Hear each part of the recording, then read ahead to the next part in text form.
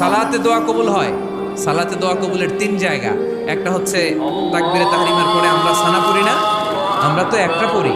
আল্লাহর হাবিব সুন্নাহ এবং নফল নামাজে আরো পড়তেন সানা, ওই দোয়া কবুল হয়। দুই নম্বর জায়গা সালাতে সেজদায় পড়ে দোয়া করলে কবুল হয়। আকরাবু মা ইয়াকুনুল আবদু মির রাব্বিহি ওয়া হুয়া সাজিদ ফাকফিরু ফীহি দুআ। বান্দা যখন সেজদায় লুটিয়ে পড়ে, বান্দা আল্লাহর সবচেয়ে কাছে চলে যায়।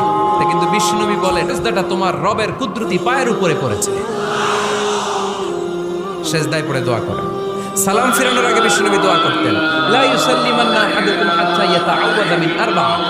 আল্লাহর হাবিব বললেন, চার জিনিস থেকে পানাহানা আছে, আমার উম্মত যেন সালাম না ফিরায়। তারা যেন পড়ে, আল্লাহুম্মা ইন্নী আউযু বিকা মিন আযাবিল কবর, আউযু বিকা মিন আযাবি জাহান্নাম, আউযু বিকা মিন ফিতনাতিল মাহইয়া ওয়াল মামাত, আউযু বিকা মিন ফিতনাতিল মাসিহিদ দাজ্জাল। আল্লাহ কবরের আযাব থেকে বাঁচাও, আল্লাহ জাহান্নামের আগুন থেকে বাঁচাও, আল্লাহ জীবন